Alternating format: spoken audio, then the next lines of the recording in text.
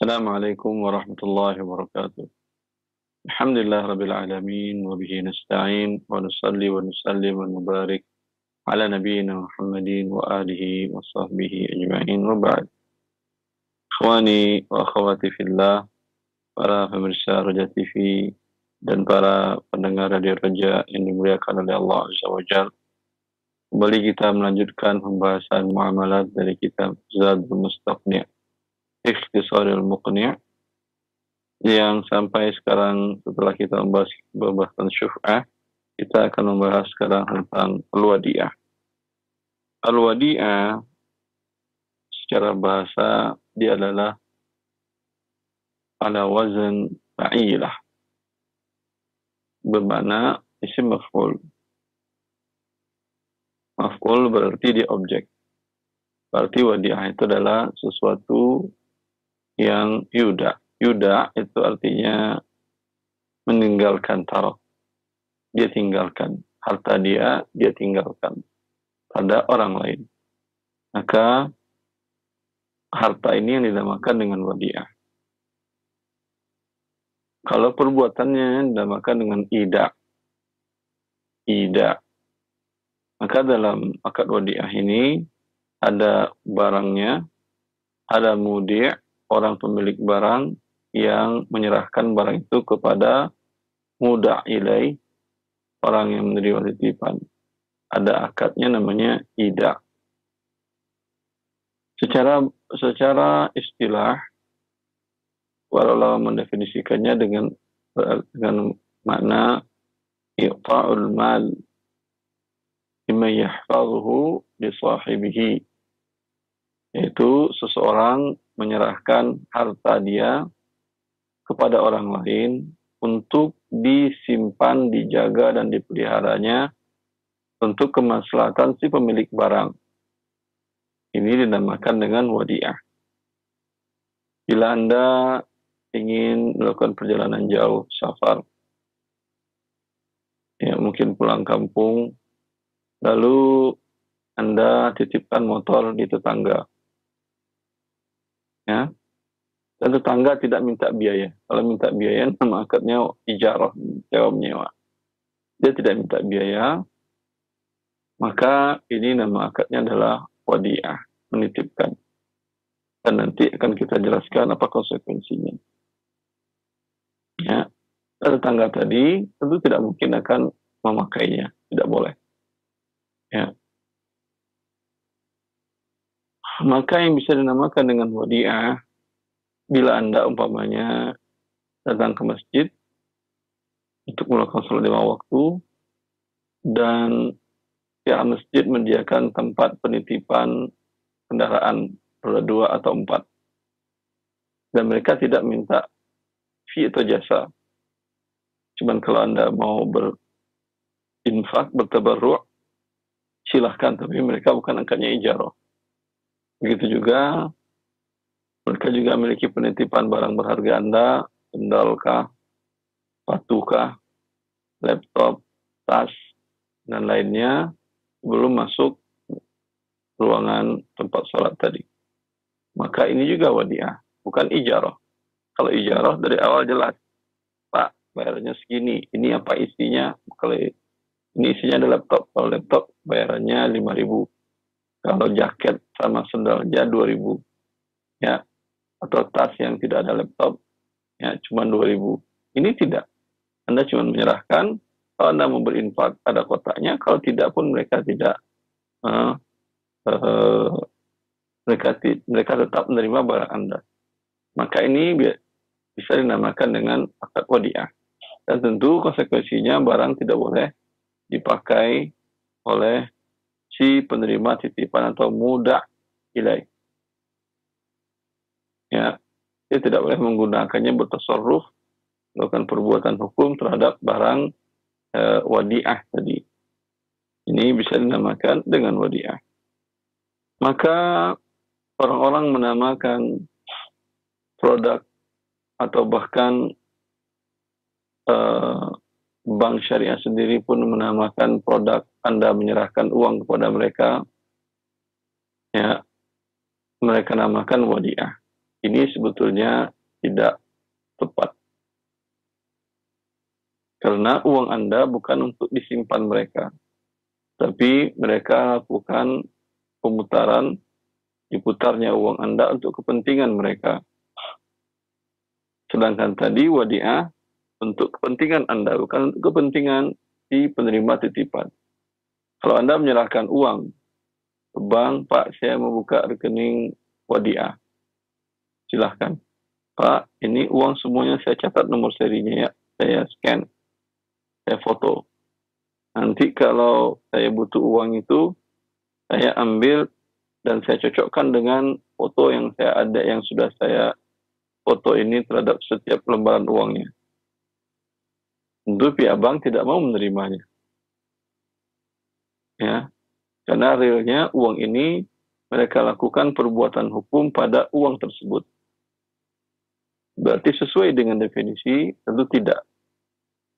Ya, oleh karena itu Majma' al-Fiqh al-Islami, lembaga fikih Islam internasional yang berpusat di Jeddah, mereka memfatwakan bahwa seseorang menyerahkan uang ke pihak bank, lalu bank memutar untuk kepentingan bank, maka itu akadnya adalah qard, pinjam-minjam. Nasabah yang menyetorkan uangnya untuk disimpan tadi, dan bank yang menerima simpanan tadi dan dia putar untuk kepentingan dia, ya, dan dia menjamin atas risiko terhadap uang tadi, maka ini dinamakan akadnya adalah qard, bukan wadiah. Ya. Takro ya Syekh. Nah, Ustaz, bismillah. Bismillah, qala al-mu'allif rahimahullahu ta'ala, babul wadi'ah. إذا تلفت من بين ماله ولم يتعدى ولم يفارط لم يضمن. Apabila barang titipan rusak di tangannya dan tidak dia berbuat melampaui batas, tidak juga berbuat kelaliman, lam yatman, maka dia tidak menjaminnya. Ya. Sini mu'allif menjelaskan beberapa hukum yang berkenaan tentang wadiah. Bila barang titipan tadi, Anda nitip motor tadi, atau mobil, atau apa yang dititipkan ke pihak kedua, atau tadi jaket atau laptop, talifat min baini malihi, lalu barang Anda hilang, lenyap, atau rusak, dan barang Anda dan barang dia juga rusak. Namanya Anda nitip motor ke tetangga, ya, qadarullah, rumah tetangga banjir. Motornya juga rusak, mobilnya juga rusak. Ya. Apakah Anda wajib menjamin? Apakah tetangga yang menerima titipan tadi harus mengganti? Jawabannya tentu tidak. Di sini disyaratkan oleh mu'allif, ma lam yata'adda wa lam yufarrid. Ya. Selagi dia orang tadi tidak melampaui batas dan tidak mengurangi kewajibannya. Ini ta'addi dan tafrid, sering kita jelaskan. Ta'addi melakukan perbuatan yang tidak dibolehkan. Kalau tafrid, tidak meninggalkan perbuatan yang seharusnya dia lakukan. Seharusnya motor itu ya diletakkannya di dalam garasinya dia, seperti motor dia pribadinya. Tapi yang motor Anda ditinggalkannya di luar garasinya, dan walaupun masih dalam rumahnya dia, tapi agak rendah. Nah, sehingga yang motor Anda terkena banjir. Ini namanya tafrid. Harusnya dia jaga dengan baik, sekarang tidak. Maka dalam kondisi ini ya dia mengganti atas kelalaiannya.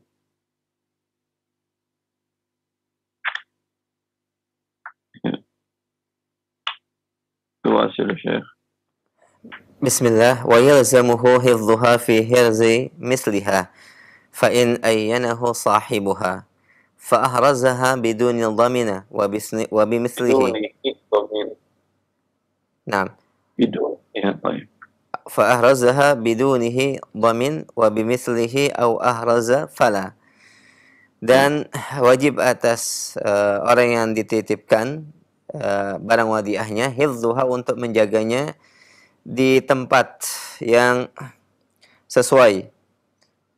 Fa in ayyanahu sahibuha, dan apabila pemiliknya menetapkan satu tempat tertentu, fa ahrazaha bidunihi dhamin, dan apabila dia menyimpan di selain tempat yang diminta, maka dia menjaminnya jika ada kehilangan. Wa bimislihi, atau sesuai dengan tempat yang diinginkan, au ahraz, atau dia menjaga lebih baik, maka tidak ada jaminan. Ya, mu'allif menjelaskan dalam wadi'ah apa saja hukumnya. Wa yalzamuhu hifdzuha fi hifdzi mislihi.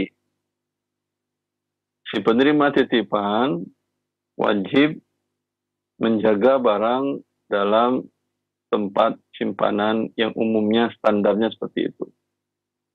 Kalau standar motor, di dalam pagar rumah atau dalam garasi kalau malam. Ya, kalau dia letakkan di depan rumahnya di luar pagar dan hilang, maka dia berdosa dan dia wajib mengganti. Tapi kalau diletakkannya dalam pagarnya dan dia kunci pagarnya, qadarullah motor titipan hilang, maka dia tidak mengganti tentunya. Fi hifdzi misliha, pada tempat aman umumnya. Umumnya seperti tadi, kalau motor di dalam pagar. Ya. Kalau sendal depan pintu rumah. Kalau uang tentu di dalam lemari, di dalam brankas. Tidak mungkin di ruang tamu dia simpan. Bila dia simpan di ruang tamu, saya sudah simpan kok di ruang tamu. Tapi hilangnya gimana? Tidak. Tetap dia harus mengganti. Fa'in ayyanahu sahibuha fa'ahradhaha bidunihi dhamin. Wa bimislihi au ahraz fala. Maka jika pemilik barang menentukan di mana tempat yang harus disimpan barangnya. Umpamanya dalam kasus motor tadi, pemilik motor mengatakan, Pak, saya mintanya simpankan di dalam yang pagar Anda yang agak ke dalam dikit. Ini pagar ya. Ini umpamanya jalan. Setelah pagar, saya tidak mau yang langsung setelah pagar, Pak. Tadi saya yang agak ke dekat batas rumah, dekat batas dinding rumah. Ya, kan lebih repot kalau umpamanya orang mengambilnya. Ya, dia menentukan dan si penerima titipan menyetujui. Fa'ahrazaha bidunihi. Maka bila yang menerima titipan menyimpannya di tempat di bawah itu standarnya, ya, tidak, tadi kan dikatakan oleh dia di tempat yang di dekat dinding, bukan yang di dekat pinggir jalan, walaupun masih dalam garasi. Ternyata umpamanya memang masih dalam garasi juga dan bukan tempat garasi, tapi sedikit sebelum dinding. Berarti jarak antara dengan dinding masih ada jaraknya. Ya. Dhamin dia wajib menjaganya. Terjadi kehilangan. Wa bimithlihi au ahraz fala. Namun jika dia berikan tempat, dipindahkannya ke tempat yang sama standarnya, ya, atau bahkan yang lebih bagus, ya.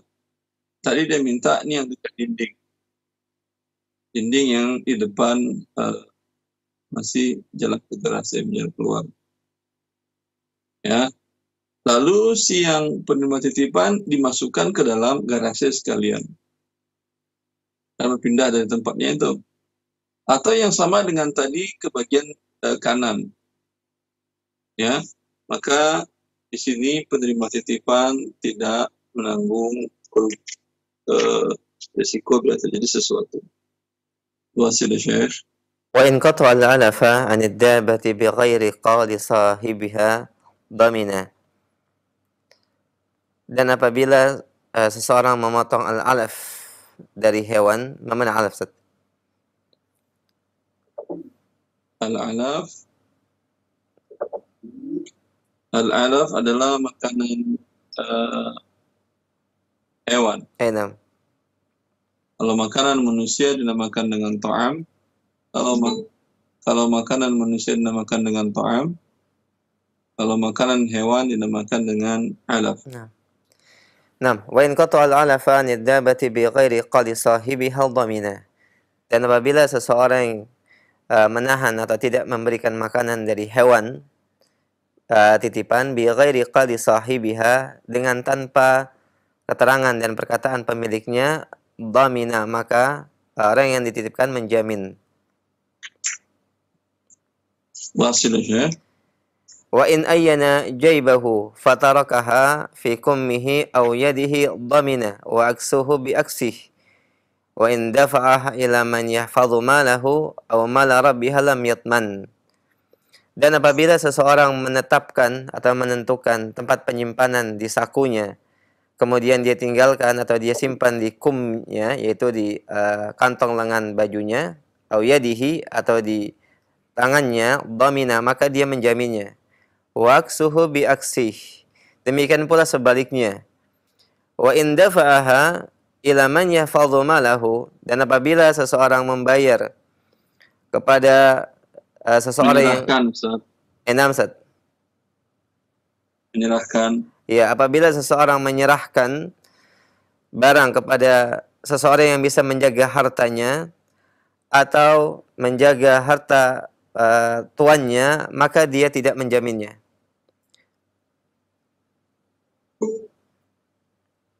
Ya. Naam.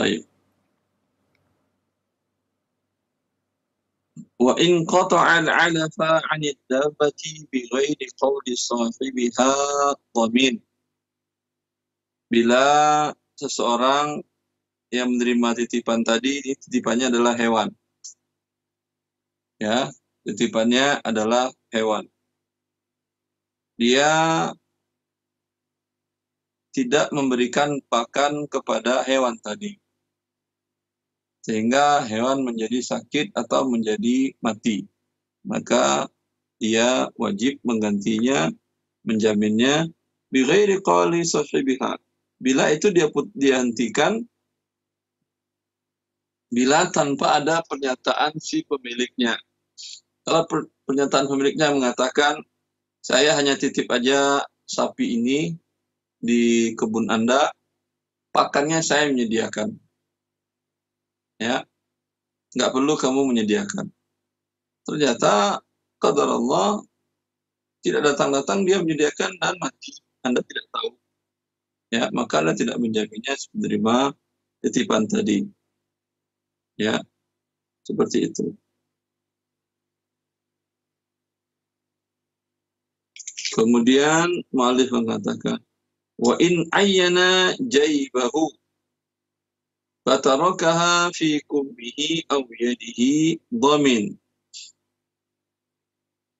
Bila si pemberi titipan menentukan kantong yang mana yang untuk tempat dia nitip uang atau emas kecil atau dinar, dia bilang, taruh di kantong kamu yang sini ya, atau yang bagian depan yang ada kancingnya, sehingga lebih aman.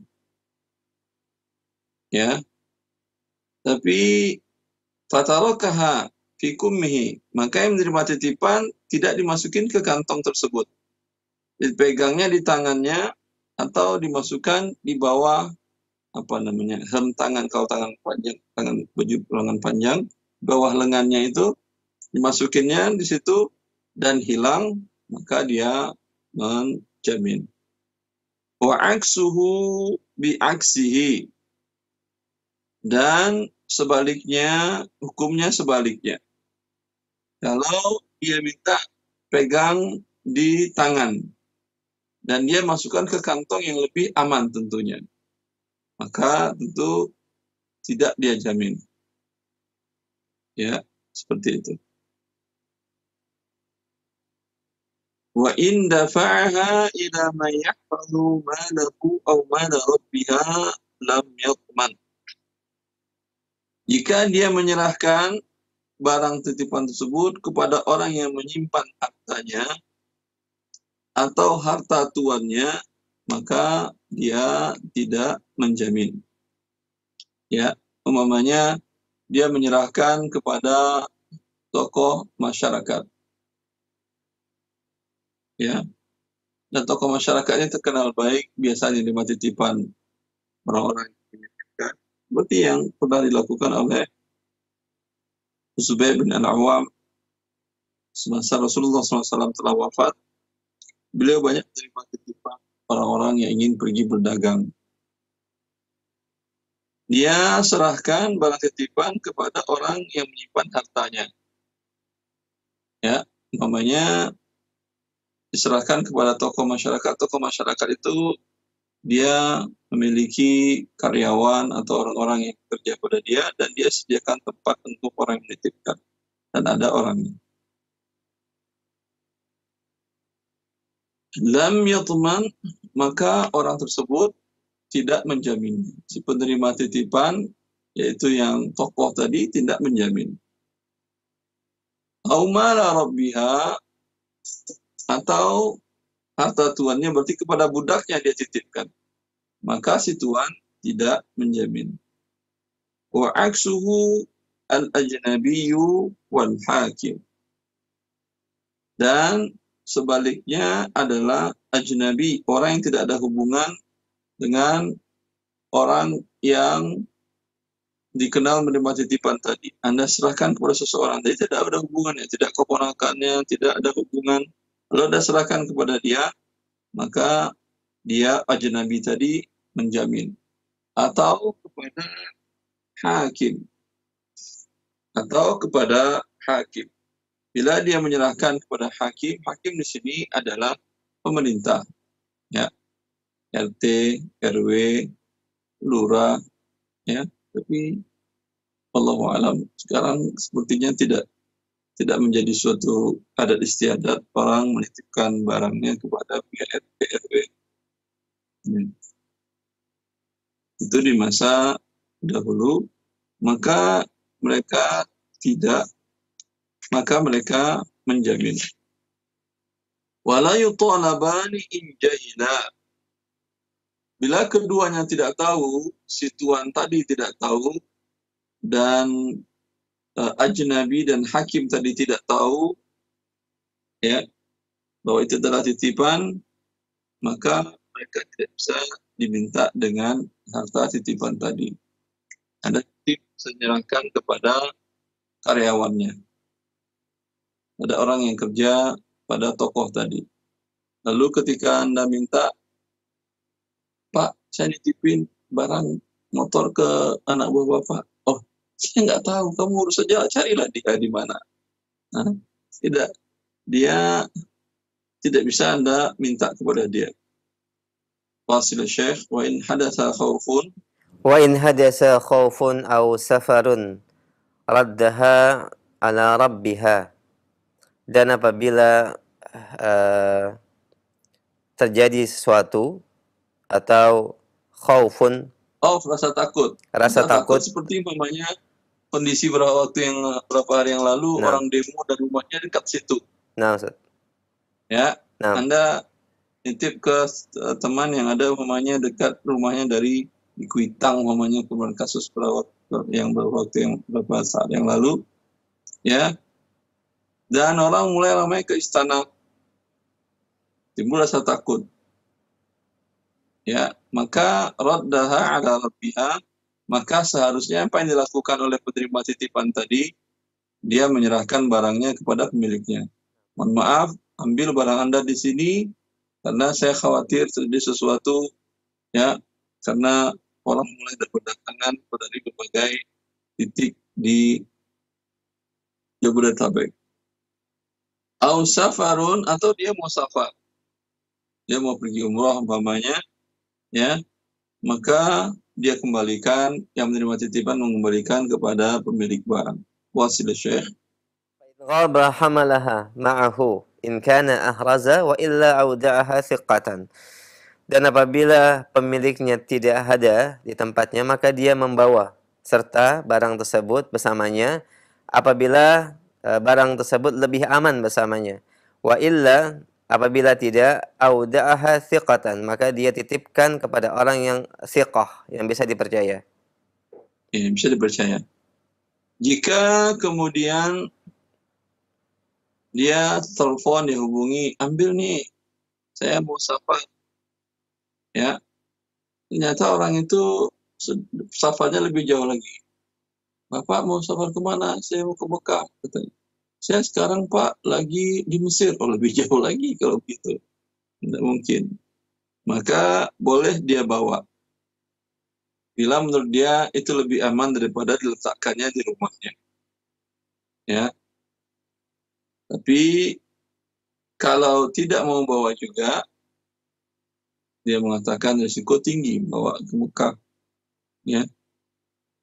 Maka sebaiknya dia menitipkannya kepada pihak ketiga. Dia titipkan pada pihak ketiga yang dia itu bisa dipercaya. Mungkin tokoh masyarakat di tempat tersebut. Wasil Syekh. Qala al-muallif rahimahullahu ta'ala, wa man udi'a dabbatan farakibaha li ghairi naf'iha aw thawban falabisahu aw darahima fa akhrajaha min mahrazin thumma raddaha aw rafa'a al-khatma aw khalataha bi ghairi mutamayyizin fa dha'a al-kullu damina. Dan apabila seseorang dititipkan hewan, farakibaha, kemudian dia mengendarainya, li ghairi naf'iha, dengan tanpa diambil manfaat. Bukan untuk kepentingan hewan tadi. Nah, bukan untuk Kalau kepentingan hewan tadi. Untuk dilatih hewannya nggak ada masalah. Tapi ini untuk kepentingan si penerima titipan. Ini kasusnya di mana penerima titipan melakukan hal yang tidak disepakati di awal. Ya, dia menitipkan, ternyata dia pakai. Ya, berarti hewan tunggakan dipakainya. Dia nitip motor, nitip, tapi kemudian dipakainya untuk nganterin anaknya ke sekolah, dia ke tempat kerja dan seterusnya. Ya, maka nanti ada konsekuensi hukumnya. Dia pertama berdosa, kemudian dia juga harus menanggung risikonya. Tapi bila untuk kepentingan barang titipan, sepertinya mobil atau mobil roda 4, mesti dinyalakan setiap hari, dipanasin. Sekali 4 atau 3 hari, mesti dibawa muter jalan sekitar sekian kilometer, untuk agar umpamanya mesinnya terpelihara dan bannya pun tidak menjadi kempes, dan untuk kepentingan mobil kalau itu boleh, ya, bukan untuk kepentingan si penerima titipan. Masih Syekh. Au thawban Falabisahu, atau pakaian lalu dia kenakan pakaian tersebut, au darahim, atau dirham, fa akhrajaha min mahrazin, kemudian dia keluarkan dari tempatnya, thumma raddaha, kemudian dia kembalikan, aw rafa'al khatma, atau dia raf'al khatma, mengambil al-khatam, aw khalataha, atau diambil gelnya, dia ambil segel. Nah, Khatam di sini segel. Biasanya orang masa dahulu itu dia menyimpan sesuatu di dalam kain atau di dalam pundi, itu selain dikasih, pertama untuk simpannya untuk membuktikan barangnya benar, diberikan oleh mereka sejenis syama', jenis apa namanya, lilin, dicairkan untuk menutupinya. Setelah itu di atasnya kalau kita mamanya diklip atau di apa namanya tetap untuk tidak menyatakan itu, kalau dulu mereka masukin apa namanya khatam tadi, itu cincin tadi, ya. Pada sekarang saya katakan segel, atau segelnya dicabutnya tadi, ditariknya, penutupnya, atau kalau yang di dalam amplop umpamanya, biasanya kan ada lemnya. Setelah lem biasanya kan diklip lagi, kalau uang kan barang-barang benda berharga atau kertas berharga diklip. Yang bagian klipnya dia cabut, tetapi ya bagian lemnya nggak dicabutnya. Ya. Terus Au khalataha bi ghairi mutamayyizin, atau dia mencampurkannya dengan sesuatu yang bi ghairi mutamayyiz, yang tidak terpisah. Tidak terpisahkan. Fadha'al Ya, qulu artinya dia tip umpamanya beras. Ada tip beras ya, khawatir rumah saya sering bocor, ntar kalau saya tinggalkan jangan beras saya habis. Ya, berapa kilo? Ini ada 40 kilo. Dan dia bawa pakai ember. Oke, tempat wadah yang tidak tertutup. Lalu Anda juga punya beras. Lalu Anda campurkan ke beras Anda. Kan nggak bisa dipisahkan mana yang beras dia, mana yang beras Anda. Ya.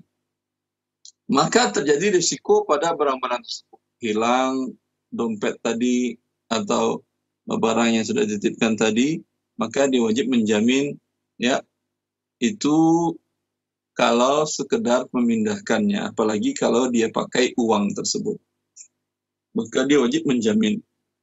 Maka dijelaskan oleh para ulama bahwasanya bila titipan uang dipakai, maka dia berubah akadnya menjadi akad qard, maka Anda wajib menjamin. Ya. Yakfil qira'ah Syekh. Naam Ustaz.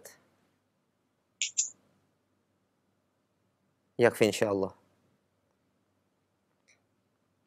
Baik, pendengar dan pemirsa Roja TV, demikian beberapa poin dari pembahasan wadiah yang dijelaskan oleh Ustadz dari poin per poin dari pembahasan al-wadiah dari kitab Zadul Mustaqnik. Dan kita berikan kesempatan selanjutnya untuk memperdalam pembahasan secara khusus dalam bab wadiah di lain telepon. Kita angkat penelpon yang pertama.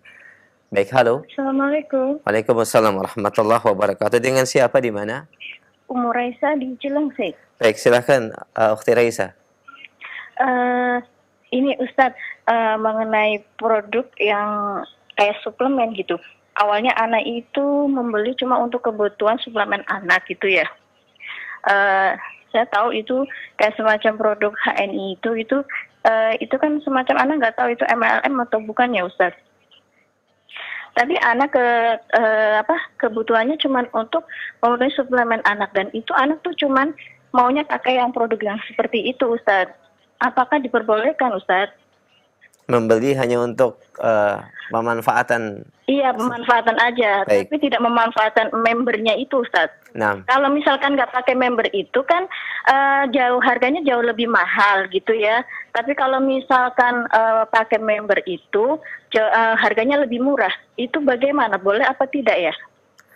Baik, kita akan simak jawabannya Umu. Jazakillah khair. Kita berikan kesempatan kepada Ustadz untuk menjawab. Silakan Ustadz.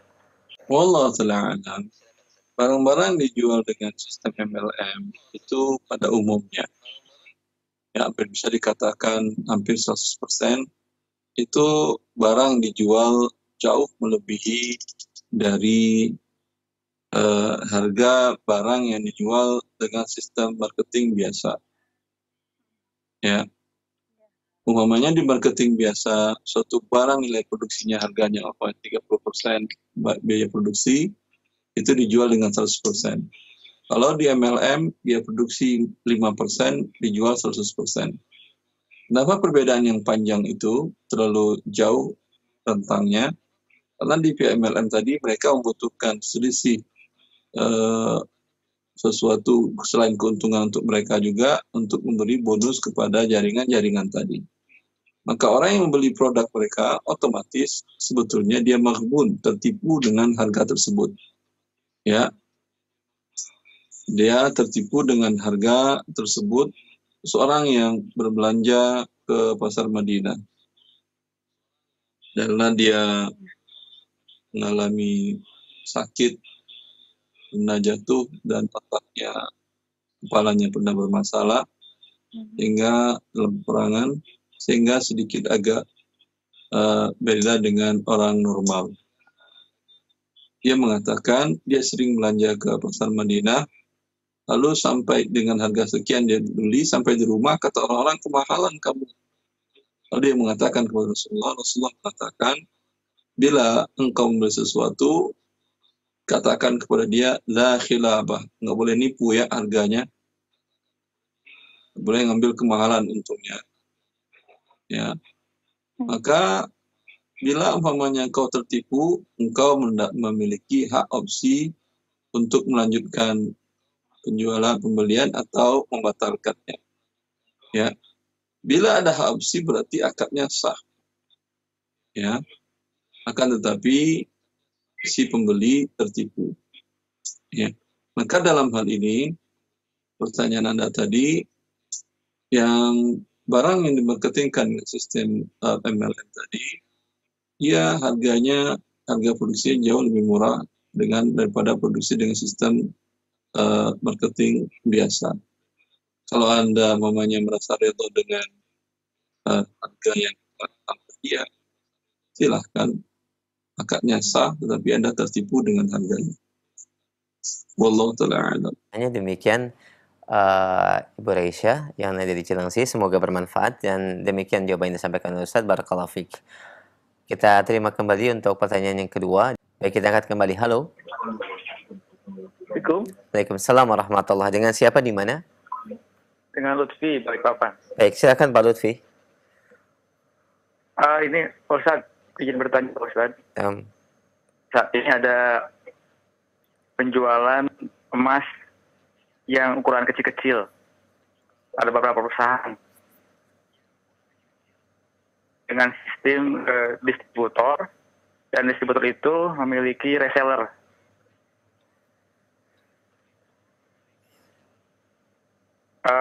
Kalau kita membeli langsung tanpa reseller, harganya lebih mahal. Nah, saya sini membeli emas tersebut dengan tujuan untuk investasi. Kemudian, akan tetapi saya ingin dapat barang yang lebih murah dan menjadi resellernya, Pak Ustaz.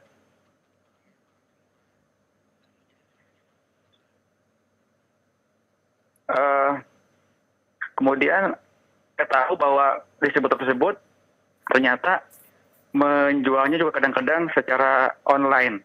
Tapi saya itu membelinya langsung, Pak Ustadz. Dan akan berniat untuk menjualnya juga secara langsung tanpa online gitu, tanpa salah. Itu bagaimana hukumnya ketika saya bergabung jadi reseller, sementara distributor saya menjualnya secara kadang-kadang online, kadang-kadang langsung. Dan saya tidak demikian, apakah ikut menolong dalam perbuatan yang tidak baik, Ustaz. Terima kasih, Ustaz. Mohon penjelasannya, Pak Ustaz. Assalamualaikum warahmatullahi wabarakatuh. Assalamualaikum warahmatullahi wabarakatuh. Baik, jazakallahu khair akhi Lutfi. Kita simak jawabannya. Silakan, Ustaz. Antum membeli barang emas dengan cara tunai. Gitu kan pertanyaannya, Ustaz? Naam, Ustaz. Naam. Akan tetapi si pedagang menjual juga dengan cara emas itu dengan online, begitu? Naam. Sahih, Ustaz. Ya. Apakah bagi Anda halal? Bagi Anda halal, tidak masalah. Baik. Wallahu ta'ala. Alhamdulillah. Demikian akhi Lutfi dari pertanyaan yang disampaikan, Ustaz telah menjawab. Semoga ini bermanfaat buat akhi Lutfi dan juga yang lainnya. Barakallahu fiik. Kita terima kembali penelpon yang ketiga. Kita angkat kembali. Halo. Assalamualaikum. Waalaikumsalam warahmatullahi. Dengan siapa Umu di mana? Di Pekanbaru dengan hamba Allah. Baik, silahkan Umu. Iya, Assalamualaikum Pak Ustadz. Assalamualaikum. Assalamualaikum warahmatullahi. Ini saya mau tanya, jadi begini, di keluarga suami saya itu kan terdiri dari 7 anak. Jadi hampir semua itu ada pinjam berhutang lah sama kami gitu kan. Ada yang udah lama banget. dan belum dibayar, ada juga yang menyicil. Cuman masalahnya seandainya kami berkumpul atau silaturahim gitu dalam suatu pertemuan, kemudian mereka memberi makanan atau membawa oleh-oleh atau membawa sesuatu lah, apakah kami bisa menikmatinya atau gimana ya Pak Ustadz? Biasanya mereka sebelum ada pinjam-minjam sering memberi juga makanan atau tidak? Kalau kami lagi berkumpul, karena kami kan jauh-jauh ya Pak Ustadz, ada yang dari Jawa, dari Sumatera. Nah, Sebelum pinjam-pinjam uang, kalau ngumpul-ngumpul tadi mereka juga memberikan oleh-oleh, memberikan makanan atau tidak? Iya, seperti itu Pak Ustadz biasanya. Hah? Ya iya, memberikan biasanya kalau kami kumpul selalu sebelum ada pinjaman pun seperti itu. Kalau begitu tidak apa-apa. Karena Rasulullah SAW mengatakan, "Idza aqrada ahadukum qardan fa ahdiya ilaihi aw hamalahu fi dabatihi fala yaqbalha wa la yarkab fala yaqbalhu la yarkabha illa yajri bainahu wa bainahu qabla dzalika." Apabila seseorang memberikan pinjaman pada orang lain, lalu orang lain tadi memberikan hadiah kepada yang memberi pinjaman atau memberikan jasa tunggangan kepada yang memberikan pinjaman, maka kata Rasulullah, jangan terima hadiahnya dan jangan naiki tunggangannya kecuali hal tersebut telah terjadi sebelum terjadinya akad pinjam-minjam tadi. Wallahu a'lam. Oh gitu ya Pak Ustadz, terima kasih. Jazakallahu khairan. Pak Ustadz, satu lagi bisa Pak Ustadz? Silakan kamu. Nah, jadi begini, saya punya kakak ya kan Pak Ustadz. Nah itu suaminya bekerja di bank konvensional ya, sampai dengan saat ini. Jika kami berkunjung ke rumahnya, apakah kami boleh menikmati atau apa gitu dari hasil mereka gitu Pak Ustadz? Kakak saya punya juga sih usaha jualan gitu, ya mungkin mereka juga modalnya ya dari hasil gaji suaminya. Jadi kalau kami datang ke rumahnya gitu, gimana ya Pak Ustadz? Anda datang ke rumahnya, nasihati dia untuk meninggalkan perbuatan ribanya. Masalah makan nanti pikirkan. Nanti nasihati kakak Anda untuk menasihati suaminya, atau kalau ketemu suaminya langsung, nasihati, atau mungkin Anda sampaikan dengan baik-baik, Anda hadiahkan buku, atau Anda forwardkan ceramah-ceramah yang bagus tentang bekerja di bank itu adalah riba, ya, seperti itu. Ya. Masalah makanan tadi, kalau Anda sudah nasihati, kemudian Anda makan, tentu dia akan bilang, lah nasihati saya berhenti riba, tapi makanan yang saya beri juga riba. Berarti kau makan riba juga, kata dia. Sebaiknya bagian dari dakwah Anda jangan makan di situ. Bawa dari rumah Anda sendiri. Lalu kalau mereka mengatakan, kenapa kamu nggak makan punya saya? Ya kasihan aja kepada suami Mbak. Dia bekerja di tempat yang haram. Kemudian saya menikmati makannya. Dia kena dosa, saya dapat makanan uangnya. Ya. Wallahu a'lam.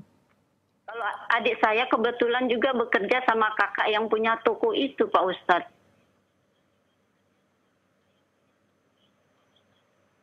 Nah, kalau yang tokonya nggak ada masalah, tapi yang suaminya tadi.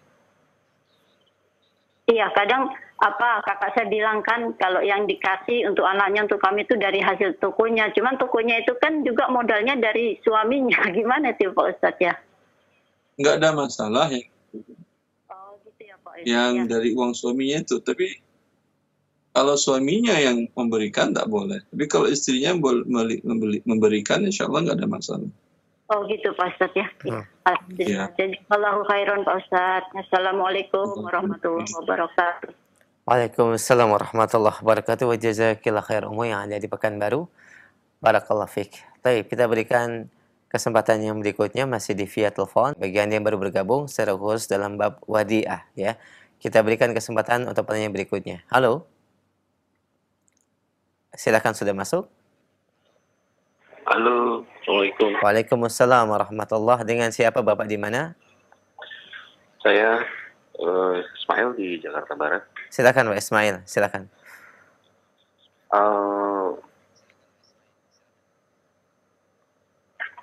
apa namanya,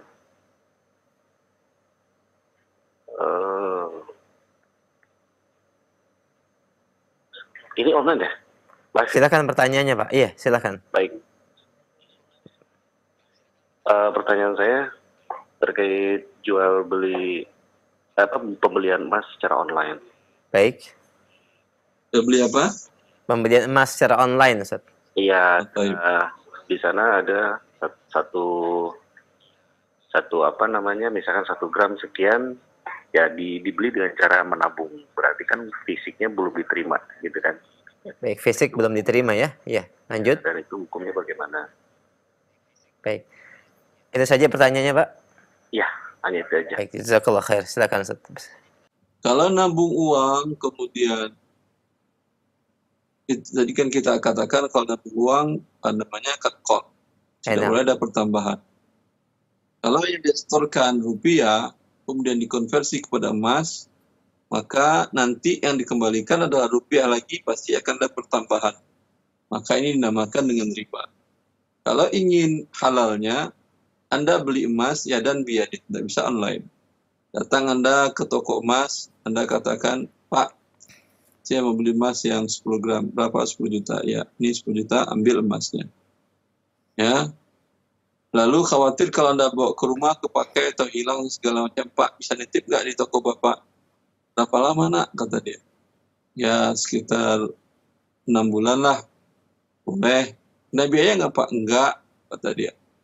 Boleh, kata si Bapak yang punya toko, boleh nggak saya pakai? Nanti kalau kapan kau mau, saya ganti lagi dengan emas. Tetap 10 gram juga, emas batangan.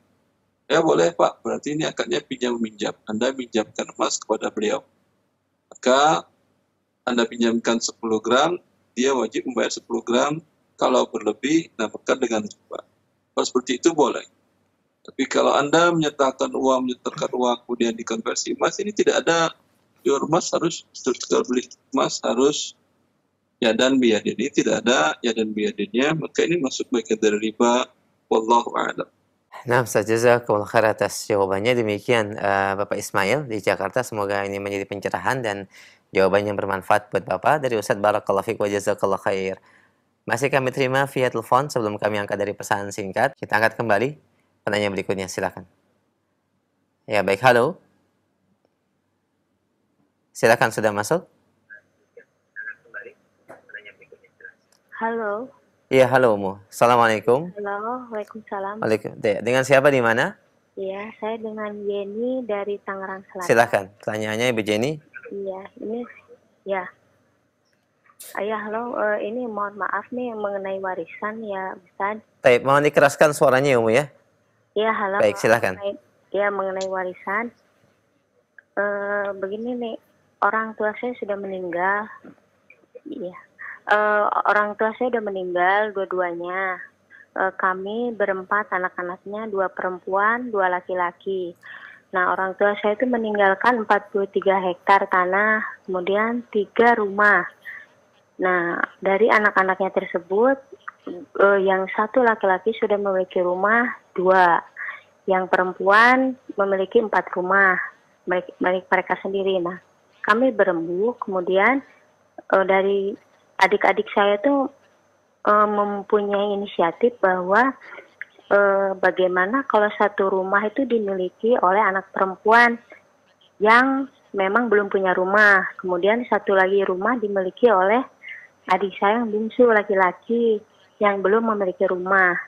Nah, tapi kemudian saya bagaimana ini Ustaz hukumnya? Karena saya mikir kalau maksudnya itu bagaimana ya? Apakah itu sesuai dengan syariat? Enggak gitu loh. Sebaiknya bagaimana gitu loh. Yang wajib dilakukan bukan sebaik-sebaiknya dibagi warisan dari yang wafat tadi orang tua Anda. Ya, ketika ini yang wafat bapak atau ibu, laki atau perempuan? Apanya Ustaz? Yang wafat, Umu. Yang meninggal siapa? Bapak saya sudah meninggal, kemudian Atas nama siapa, Umu? Disebutkan saja namanya. Pak Ahmad. Pak Ahmad Baik. sudah meninggal, kemudian setahun kemudian ibu Daka, ibu saya itu meninggal. Istrinya meninggal setahun kemudian. Iya, setahun kemudian meninggal. Nah, Yang itu harta Ahmad sudah dibagi atau belum? belum. Semuanya Harta istrinya belum. ini dibagi satu-satu dahulu karena yang menerima hak dari dua-duanya ini berbeda. Oh, Ahmad ketika dia meninggal, bapak ibunya masih hidup atau sudah meninggal? sudah meninggal. Nah, sudah meninggal. Dan dia punya istri satu namanya Ibu Daka. siapa? Daka, Pak. Ibu Daka, Ustaz. Ibu Daka, ya Ibu Daka Ningsih. Daka. Dan Ahmad punya anak yang masih hidup berapa orang? Laki perempuan? Laki-laki 2, perempuan 2. Laki-laki 4 kali 4 tambah 2, 6. Iya. Untuk istrinya, untuk Budaka dapat 1/8. Oh, iya. Jelas? Dan 7/8 milik anak-anaknya dibagi 6. Anak laki-laki 2 bagian, 2 bagian, 2 bagian, yang perempuan 1 bagian, 1 bagian dari 6 dari sisa 7/8 tadi. Jelas? Iya. Ketika Ibu Daka wafat, itu dia memiliki orang tua atau tidak? Sudah meninggal atau masih hidup? Ibu bapaknya. Sudah meninggal.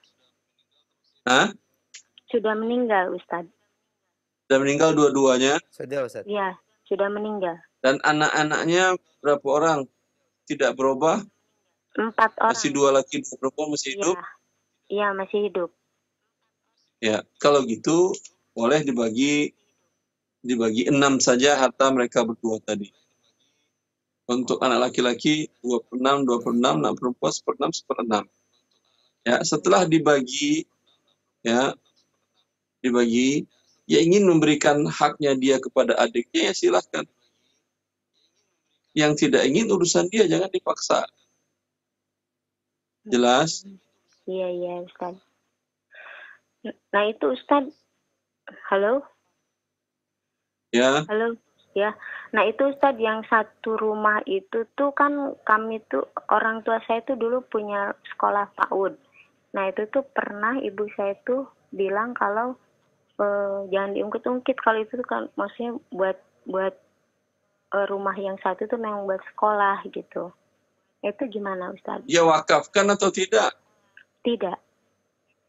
Kalau tidak diwakafkan, diwarisi. Oh begitu ya. Masalah ahli waris mau bikin sekolah lagi, mau dijual, mau dipakai untuk pribadinya, terserah mereka, halal itu hak mereka.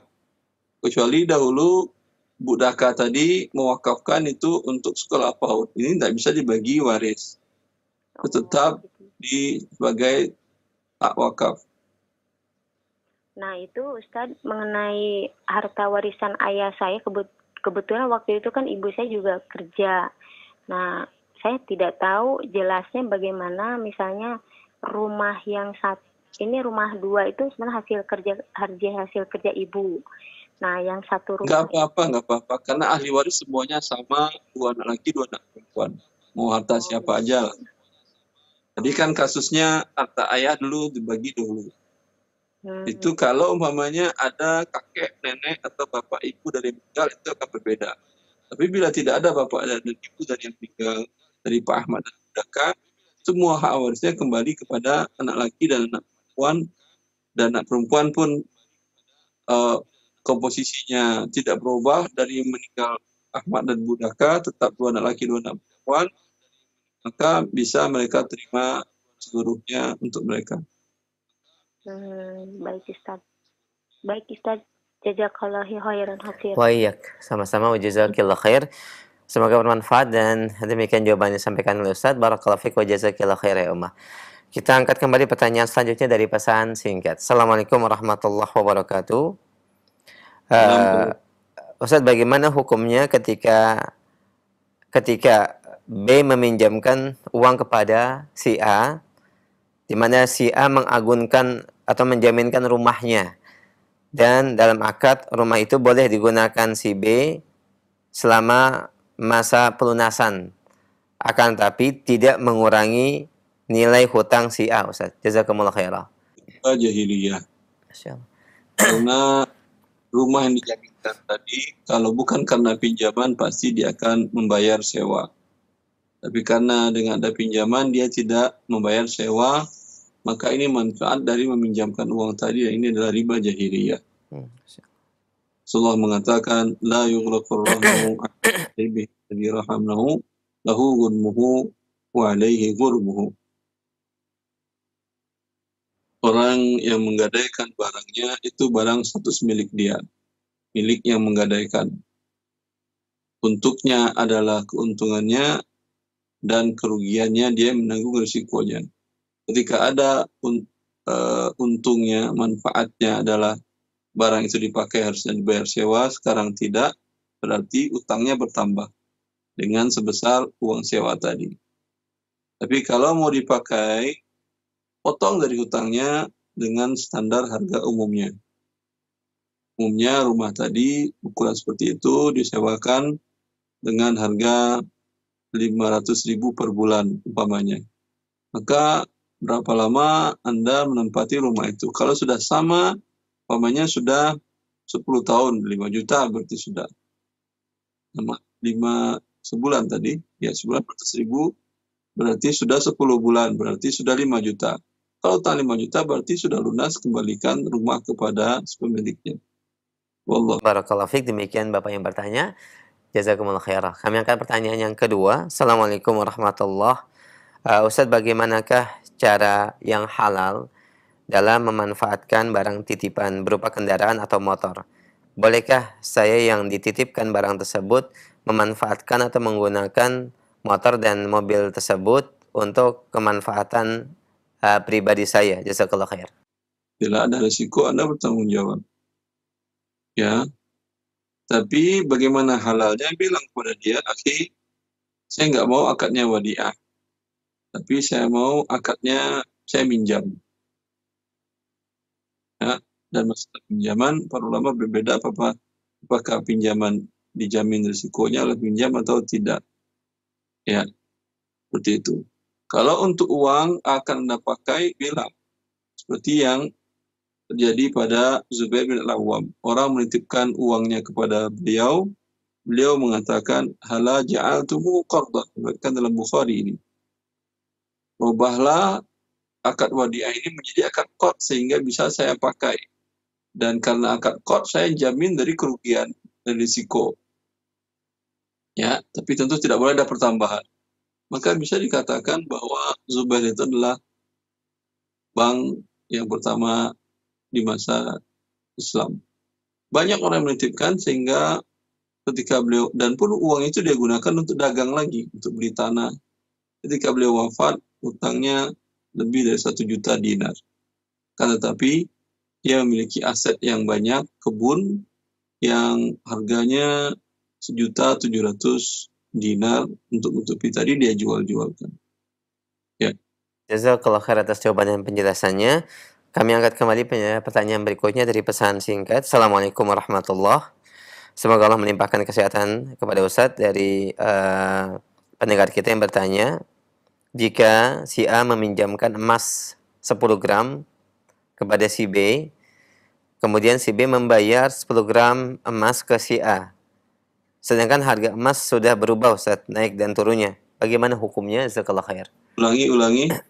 Apabila si A meminjamkan emas kepada si B 10 gram, kemudian pada waktunya si B membayar kembali emas tersebut senilai 10 gram ke si A. Dan bagaimana hukumnya ketika harga emas itu naik turun, Ustaz? Pada saat pembayaran. Salah. Nah. Karena dia pinjam emas, dia kewajibannya mengembalikan emas. Ya. Nah. Halal. Dan tidak bermasalah terkait dengan turun naiknya harga emas tersebut, Ustaz ya? Dia kan minjamkan emas, bukan minjamkan uang. Nah, baik. Jazakumullah khair. Demikian pendengar yang bertanya, barakallahu fiik. Kami angkat kembali pertanyaan berikutnya dari pesan singkat. Assalamualaikum warahmatullahi wabarakatuh. Assalamualaikum. Dari pendengar kita Ustaz di Palembang, dari Ummu Sabila. Saya pernah kerja di bank konvensional dan pada saat itu suami saya tidak bekerja atau belum bekerja. Pertanyaannya Ustadz, yang pertama, harta saya berupa tanah, rumah, dan uang, bolehkah saya berikan kepada suami berhubung beliau butuh dan tidak memiliki harta, Ustadz? Dan yang kedua, untuk Sebentar. Nah, terus yang kedua, untuk keperluan sehari-hari kami menggunakan uang tersebut karena tidak ada yang memberi nafkah kepada kami, tidak ada yang memberikan nafkah, dan juga untuk menafkahi anak kami, Ustaz. Jazakallah khair. Beliau tadi kerja di bank nasional, kemudian sudah keluar atau belum? Sudah, Ustaz. Baik. Bila uang yang didapatnya dari bekerja di bank riba, di saat itu dia tidak tahu bahwa bekerja di bank konvensional adalah riba, dosa besar yang dimurkai oleh Allah. Ya, baru tahunya mungkin berapa tahun yang lalu. Sudah bekerja umpamanya 15 tahun, 2 tahun belakangan baru tahu bahwa itu haram. Maka gaji yang sebelum dia tahu itu halal. Ada berbentuk aset rumah, ada berbentuk tanah, ada kendaraan, ada uang tunai. Alhamdulillah itu halal. Ya, ini pendapat yang terkuat dari pendapat para ulama. Adapun semenjak dia tahu, ya, itu yang haram. Itu yang dia berikan ke fakir miskin.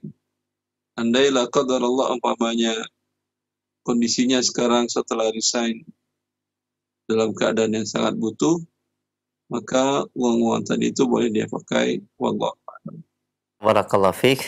Demikian Ibu yang bertanya, jazakallah khair. Kami angkat kembali pertanyaan dari pesan singkat sebelum kami terima via telepon. Assalamualaikum warahmatullahi wabarakatuh. Ustaz, bolehkah atau bagaimana hukumnya jual beli emas dengan cara diangsur, Ustaz? Jazakallah khair. Para ulama dari sebelum masa sekarang, Ibnu Juzai, Imam Nawawi, kemudian Ibnu Qudamah, semuanya menukil sepakat ulama bahwa menukar rupiah dengan emas, ya, syaratnya harus yadan biyadin. Berdasarkan hadis Nabi SAW, فَإِذَا اخْتَلَفَتْ هَذِهِ الْأَصْنَافُ فَبِيعُوا كَيْفَ شِئْتُمْ إِذَا كَانَ يَدًا بِيَدٍ. Maka menukar emas dengan perak, syaratnya harus tangan dengan tangan. Maka bila tidak tunai, baik dibayar DP dulu besok dibayar lunas, ya, atau dengan dicicil, maka ini sepakat para ulama dunia adalah riba dan haram. Dan yang dikeluarkan oleh AIV adalah badan pembuat SOP standar internasional untuk lembaga keuangan syariah di dunia yang berpusat di Bahrain, yang beranggotakan para ulama muamalat internasional.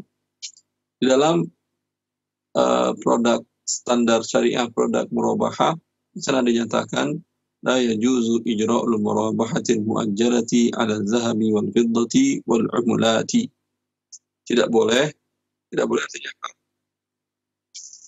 Tidak boleh lembaga keuangan syariah atau siapapun melakukan transaksi murabahah yang tidak tunai, objeknya emas, perak, dan mata uang. Ya. Kalau Fik, demikian pendengar yang bertanya, dan kami angkat satu pertanyaan pesan singkat terakhir. Ada titipan pertanyaan, Ustaz. Assalamualaikum warahmatullahi wabarakatuh. Ustaz, kami lembaga sosial yang mengumpulkan zakat kaum muslimin, di mana harta zakat tersebut kami berikan kepada kaum muslimin atau kepada mustahiknya manakala ada pengajuan atau ada permohonan pengajuan dari harta tersebut. Apabila tidak, maka kami menahannya, dan apabila diajukan atau ada permohonan, baru kami melihat dan mengecek keabsahan orang tersebut, apakah berhak atau tidak. Bagaimana teknis pelaksanaan seperti ini, Ustaz? Jazakallah khair. Ya, dari yayasan tadi, kalau mereka sebagai amil, kerjanya bukan menunggu saja. Ya, mereka bisa mendatangi orang-orang yang diperkirakan butuh. Kalau dengar dia ada si fulan baru di PHK, ya, mungkin ketika di PHK ada uang pesangon segala macam, tapi setelah sebulan 2 bulan dia tanyakan lagi lah, datangi bagaimana kondisi keuangan keluarga sekarang, sudah dapat kerja atau belum, cek.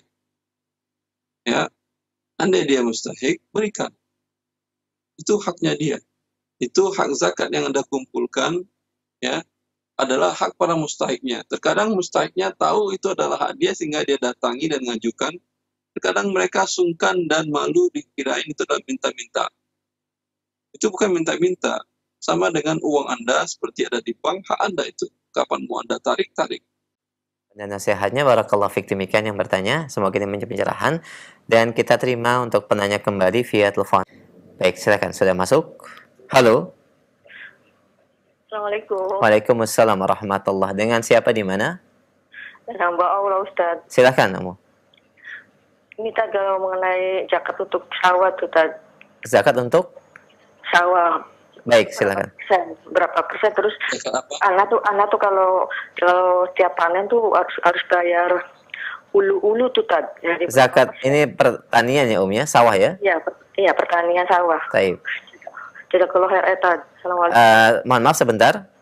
Ya. Ya, bisa diperjelas kembali ketika menunaikannya bagaimana? Anak kalau tiap panen tuh harus bayar ulu tuh tadi. Ulu-ulu ya, Iya. Bisa difahami, Ustaz? Enggak paham saya. Beliau punya sawah, terus kalau zakatnya bagaimana? Taib. Ya, mohon maaf, terputus sambungan teleponnya. Mungkin bisa disambungkan kembali. Secara standar keumuman mungkin Ustaz bisa dijelaskan secara syar'i untuk zakat pertanian atau sawah ini. Pertanian setelah panen, alhamdulillah sudah jadi beras, ditimbang beratnya berapa kilo. Kalau sama dengan 5 wasak kurang lebih dari 650 kilo atau 630 kilo. Ya. Bila sampai beratnya 650 kilo, keluarkan 10%. Bila tidak sampai, alhamdulillah tidak ada kewajiban zakat. Ya, seperti itu. Demikian Umu yang bertanya. Barakallahu fiik. Kami angkat kembali pertanyaan berikutnya. Baik, kita angkat kembali. Halo. Silakan, sudah masuk. Iya, silakan. Halo, Assalamualaikum warahmatullahi wabarakatuh. Waalaikumsalam warahmatullahi. Dengan siapa di mana?